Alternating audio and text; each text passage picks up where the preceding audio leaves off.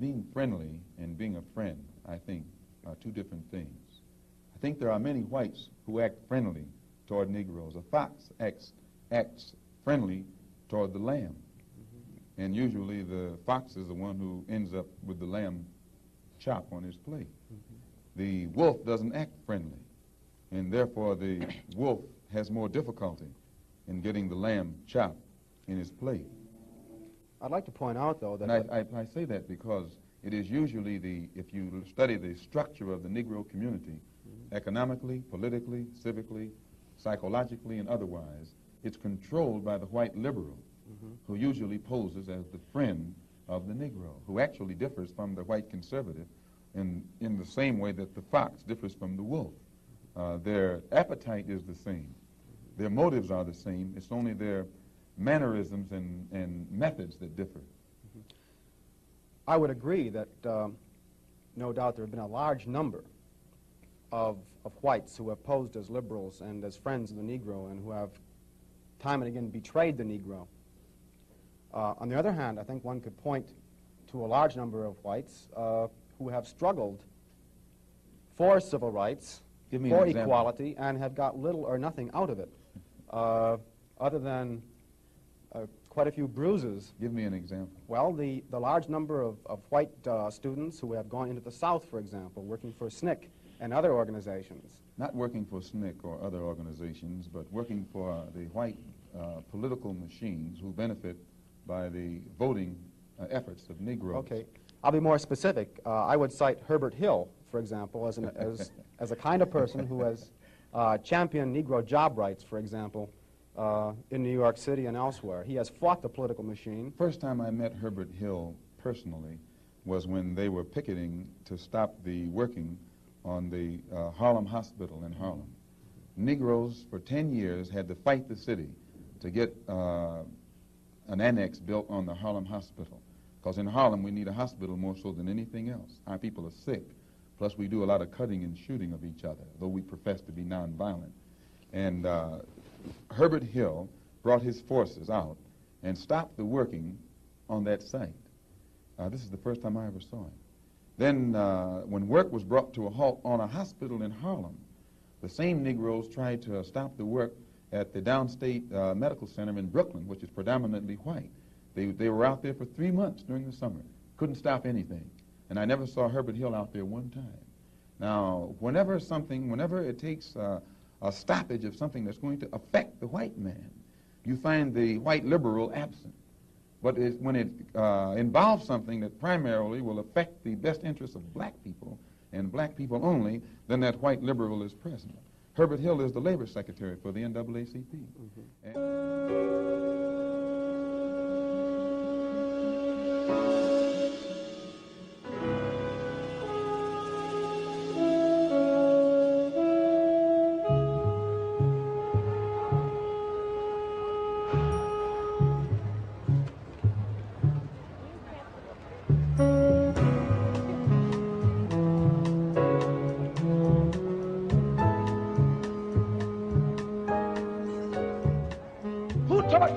The color of your skin?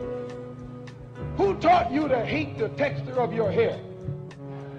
Who taught you to hate the shape of your nose and the shape of your lips?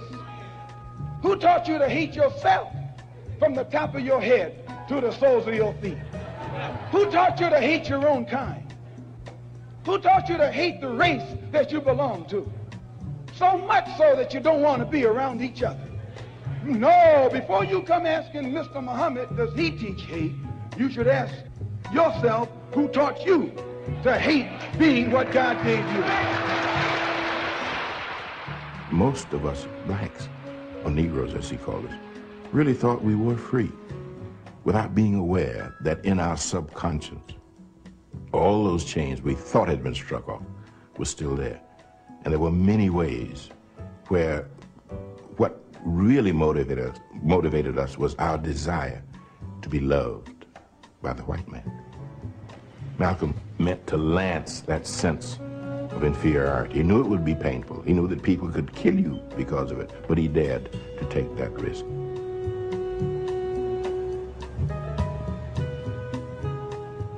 he was saying something over and above that of any other leader of that day. While the other leaders were begging for entry into the house of their oppressor, he was telling you to build your own house. Yo, yo, yo. We are back at it at our regular time. Welcome to the No PC show. I got my TV on in the background, and that's not what I want, so sorry. Now, because I don't want you to be distracted by things going on in the background. That seems to be black people's biggest problem, being distracted. We started the show off tonight with a clip from Malcolm X talking about whites and inside of black movements. And the name of the show tonight is Whites Leading Blacks to Where. This all started a couple of days ago. I'm having a talk with a friend at work, and we're discussing Father Pfleger, and he's planning to shut down the expressway in Chicago. Now, let's first preference this by saying, hey, I got nothing against Father Pfleger. Love Father Pfleger. Love the work he's doing. Used to go to drug counseling over where Father Pfleger has his church. He has done an incredible job in that neighborhood. But as I explained to my friend, Father Pfleger is still a white man. Therefore, he cannot be the face of our movement. She couldn't get that. She couldn't grasp what that meant. And it made me think to a level of, and it kind of took me back to to Willie Lynch letter and the conditioning of our females. And this is no knock on our females, but the willingness to give up your identity and have someone else stand in front of you. Like I say, it's no knock on Father Pfleger, but there has to be a black man has to stand up for black people. He's got to be in the front. Pfleger, you can stand beside him. And one of my arguments with her was, he can't be the front, but since he has the access to the resources, see, he has no consequences to the level that we have consequences, cause he's not going to starve. He's a rabbi pastor of a Catholic church. They may not like everything he does, but because it is a church, they let him have a area to operate in. Because he's got a congregation, he collects money. Things still function the way they want them to function. Again, he does a great thing in his neighborhood. When we did the drug counseling over there, he wasn't standing over our backs or anything like that. He just opened the door. The doors to the church are open. Great dude. But we can't follow him. And that's what I always see when I see Father Pfleger. It's always us following Father Pfleger. And I'm sure if someone did stand up, that he would probably step to the side. I mean, he was there with King, Mandela, all the things that we're trying to get across. He has a good understanding of where we're trying to go. He can't be the face of who's leading us. It says on a whole national level, your people are weak. You have no one to stand up for you but one of ours. Now, unlike a lot of other white people that will try to lead us, a lot of other white people that try to lead you have these agendas. That's why we say, where are these other white people trying to lead us? It's always to lead us to a compromise. And that's the problem with white folks being involved in black organizations and being privy to information, because they could always flip the switch and say, I'm just going to go back to being white, and, you know, because you Negroes aren't listening to me, and if I have something to say, then I'm offended. Because we're not trying to listen to you like that. Give us the resources that you may have. Hand out some flyers. Do this, do this, do this, do this. You can't be in the front of it, because every time they get involved, it goes wrong. 1972, blacks from all around America met in Gary, Indiana.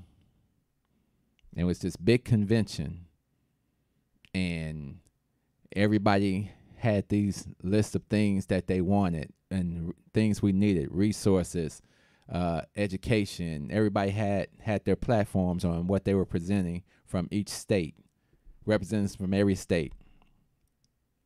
There was one state that showed up with a few white folks. And do you know that doomed the whole event? Because the white folks wanted to get some part or something. And black folks were like, no. It's a shame when black folks say no. You got your president. I don't know how many people pay attention to the news. But today, your sick president, again, I'm going to put it up on the screen. Your sick president continues his quest to reverse everything Obama. Now, the significance of this is because I get tired of seeing crying Negroes and things on TV talking about he's helping us and he's doing everything. And I don't understand. He's making America great again. This says Trump's official reverse Obama's policy of affirmative action in schools. It's bad enough that we already paying for school, which I totally am. Why are we even paying for school? That's the first list of something we want on the reparations list. Paying for school for what? This, in effect, tells schools that they cannot use race as a factor anymore in the admission process. And not only that, this is a continuation of what he did last year, where he started investigating HBCUs, which are mostly funded by the government, and start taking the Justice Department and having them investigate these schools with the intent of suing these schools for practices that they said were discriminating against white folks. So he has gone along and pushed this through. Him and his cronies. It's like a cancer, like a sickness. And this is what he does. This is what they do. They sit around and they look at everything that Obama tried to put in place. And with the retiring of the Justice Kennedy, he's getting to put a second Supreme Court judge in, and the person that Obama presented never even got a hearing. Where they do that at? What type of leadership is this? Where are our politicians not screaming and demanding stuff? Whites and black politicians. You got the Asian people suing over this. I don't hate immigrants. Let's get that straight. I don't hate immigrants. But it is your same sick government that after we got our rights in 64, they turned around in 66 and did a whole immigration bill and then started giving all the immigrant stuff that we can't even get access to. This is a sickness that we can't continue to support. And we did a show one time called My Good White Friend. And the whole basis of that show is, if you are my friend, then you're going to have to deal with my blackness. And you're going to have to deal with the reality of my blackness. And you're going to have to maybe sit around and be a little pissed off about some shit that come out my mouth. Some shit I say. Some shit I do. You're going to have to learn to sit there and shut your face and try to get some understanding. Don't try to give me some wisdom from your aspect, because your aspect hasn't done anything for us in this country but allowed us to further suffer. So while we love Father Pfleger, we got a major issue with Donald Trump, which in turn is a reflection of America.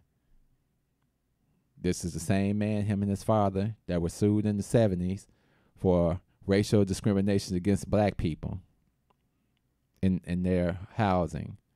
And what did this man get on TV and say during the election? We wrote a check. He didn't say we were wrong, I'm sorry, anything like that. He said, I wrote a check. Let's keep it moving. And that's the way America deals with us.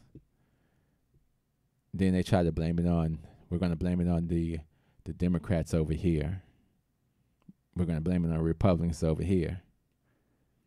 The Democrats started the Ku Klux Klan. No, white people started the Ku Klux Klan. I don't get caught up in all that blah, blah, blah, blah, blah.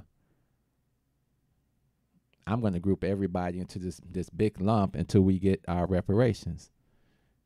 Now, we had all these people crying and screaming for your boy Bernie. And we want to shut that down once and for all. If I could find the clip. If I was smart, I would have just saved the clip, right? I would have had it ready to go, but I didn't put it up there. It basically said, and I'll just tell you the gist of it was, they asked Bernie Sanders, would you be in favor of reparations?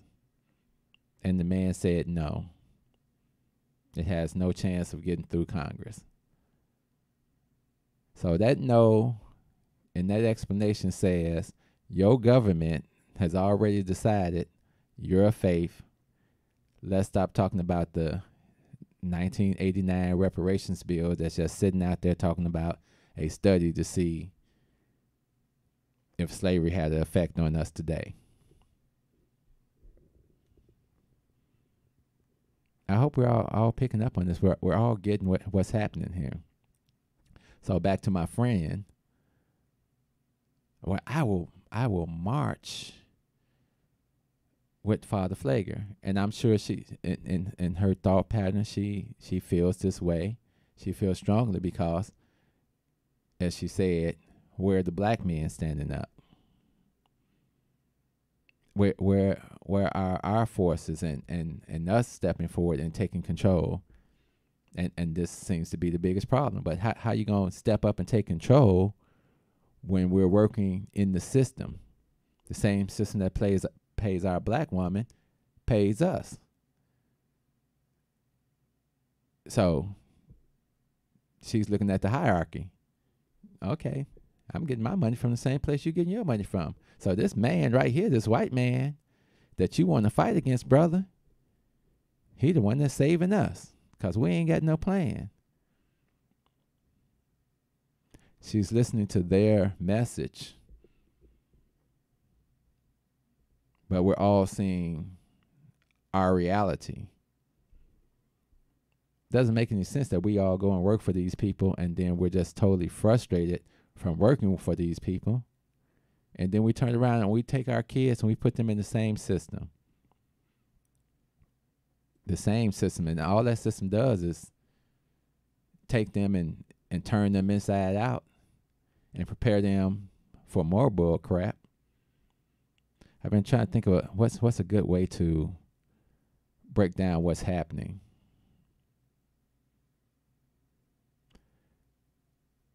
Racism is a distraction, people. And it's the distraction of economics. Because as long as that we got you over here fussing about what we not doing for you, and we got you listening to some of our white politicians that use these stall techniques. Oh, well, it's not the time for you to get reparations. Oh, reparations would cost too much money. Do you want the government to suffer? Who's going to pay for this? But they'll put everything else first. Like Malcolm says, when they go to vote on stuff in Congress, they'll vote on everything, including dinner. And then they come to you and tell you they don't have anything. I worked at a job one time, and they laid off like 25 people that day. And then they gave me my review. And then they told me, well, you see, we laid off 25 people today, so we don't really have any money to give you an increase. And my response was, shit, you just laid off 25 people. You got money. And they laughed, and they didn't give me no increase. The white man already knows money changes things. It changes conditions, it changes the way people operate. And that's why the slums were created. They created systems to disenfranchise you, to control where you live, what type of job you can have, what type of education you get, what type of social status you can acquire. Forget about the thousands of people that were hung. You guys are killing way more people than we ever hung. That's the way they talk to you. That's the behavior. That's the psychology of it. White people talk with this knowing assurance of BS, just like your president. But all these yahoos, they go right along with them. And they don't care where the road is. All we know is we got that black nigger out the White House, and the good white man is now running the country the way it should be ran. See, because white people don't care. They'll shut down the world if they can't get what they want. That they will shut it down, and that's our biggest problem. We ain't gonna shut it down. We done suffered enough. We done went. I was on the site today, and everybody's talking about, well, I went to school and I did this, and I took that affirmative action. I got the job. I was able to take care of my family. Yeah, that's all great.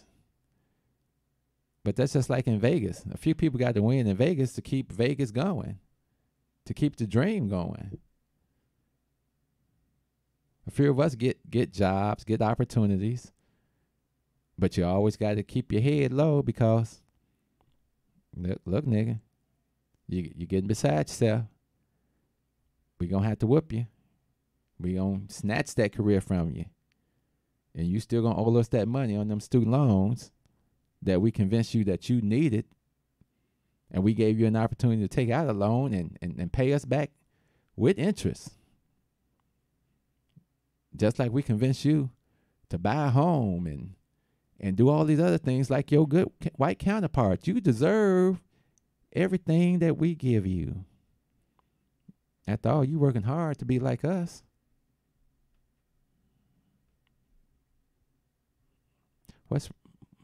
Here's something. In the 60s, after they had beat us down and everything else and finally gave us these supposed rights, there were forks in the road. Now, you had Malcolm X talking about take care of ourselves.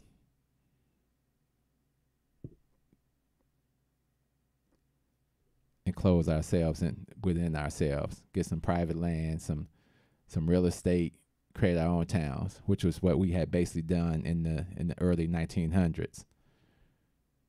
And that was a successful plan. But it was only successful until the white people decided to make it not successful, right? So King was the anti-Malcolm. We're willing to work along with you and work from the belief standpoint that if we let you treat us this way and behave in another way, God will step in and change your heart. Because the only one that can change a man's heart is God. And we believe this, and we held on to it, and we got a civil rights bill, which basically made all the rights that we already had legal, and you couldn't beat us and hang us and stuff anymore. Okay, now you can't beat and kill them and hang them and all this type of stuff. But you can manipulate them. You can convince them that the system will work for them. So at the end of Martin's years, his mindset started changing to the same mindset that Malcolm had. So then there was really no way of seeing the message in two different ways. The message was one way. And the message was pretty clear. Martin was saying, you know what? I really tried to deal with these people. I tried to give them the benefit of a doubt. I did not want to believe, as James Baldwin said, we are dealing with moral monsters. And the way they deal with you, they tell you, if you do it this way, you know, don't worry about how we're treating the other niggers. Worry about how we're treating you. Your problem is you're worried about people that aren't your real brothers. They're not going to be on your page. They're not going to support your ideas. You're here with us. You're a house nigger. No, I mean, not a house nigger. You're a successful black man and a successful black woman, and you've got a car and a house, and your kids are going to school, and that's all that matters to you. Don't think about how your children are going to live. Don't worry about how the president's treating you. Don't worry about everything that you deserve, our unwillingness to give it to you.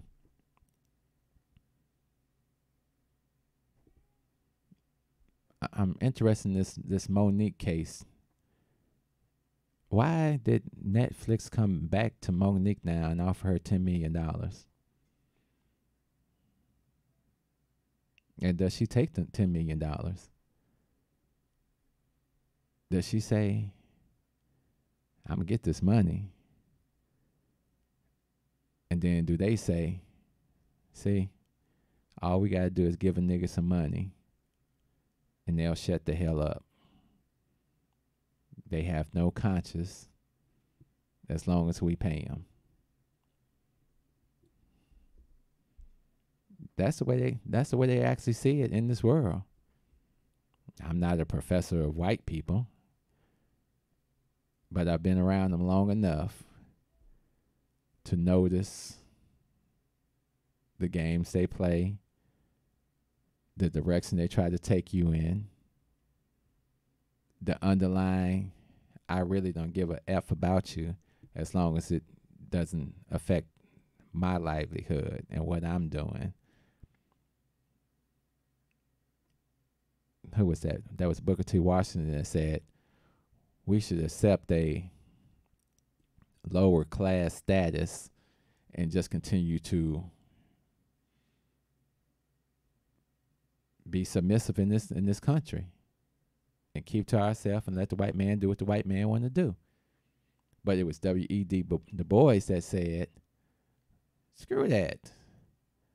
We built this country. We have just as much right as everybody else, and we're going to fight the power. And they were years before Malcolm and Martin came along. And your NAACP, what type of help are they doing these days? Your Black Caucus, what type of help are they doing? Seems like everybody black in an influential level has decided that we're going to go along with the white man.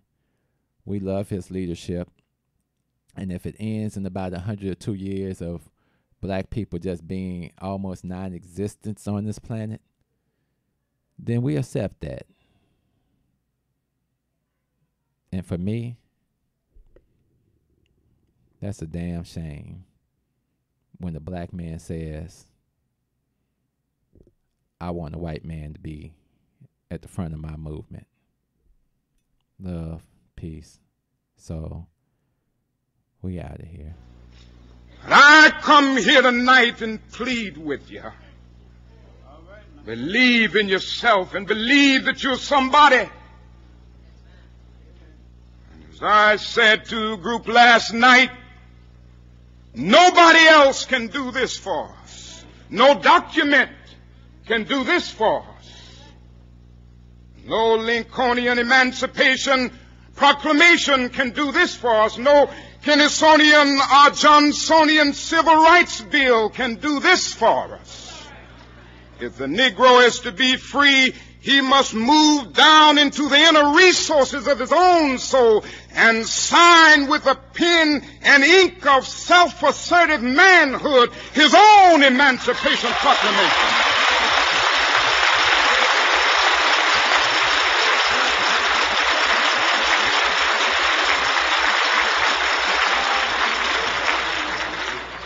Don't let anybody take your manhood.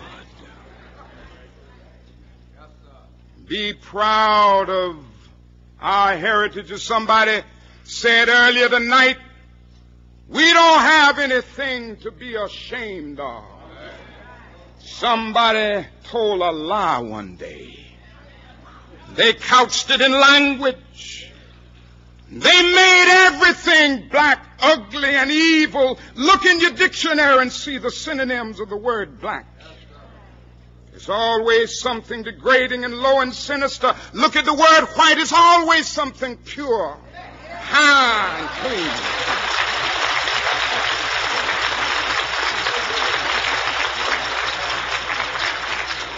But I want to get the language right tonight.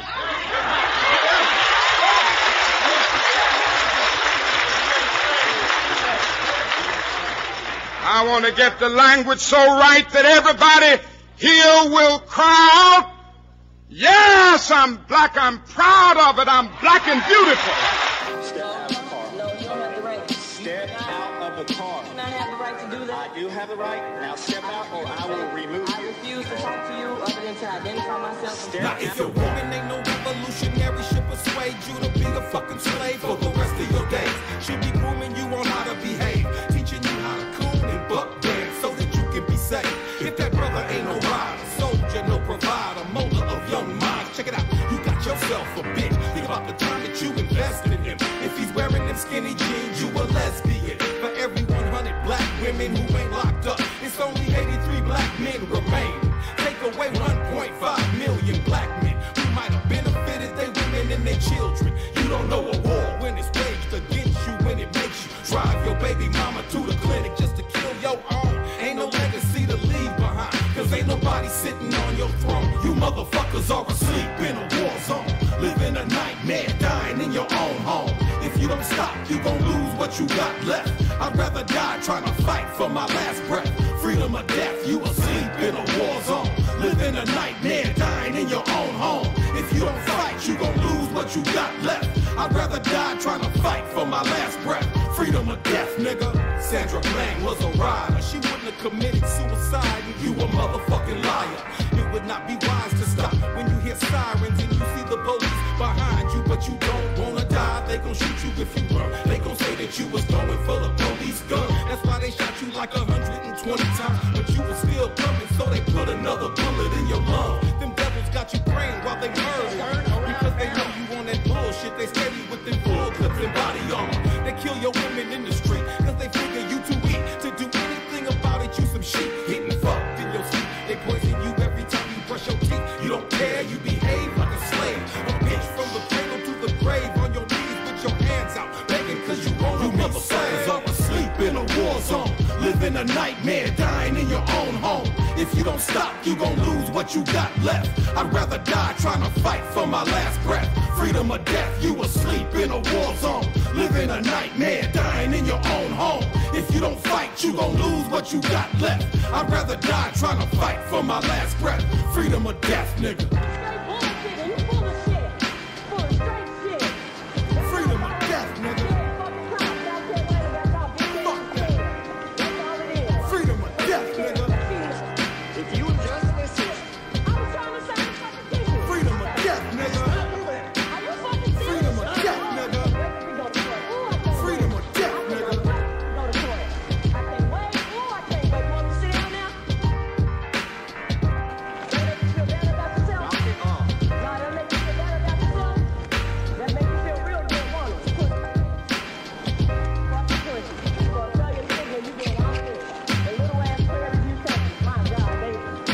You were getting a warning. Until now, you're going to jail. I'm getting it. For what?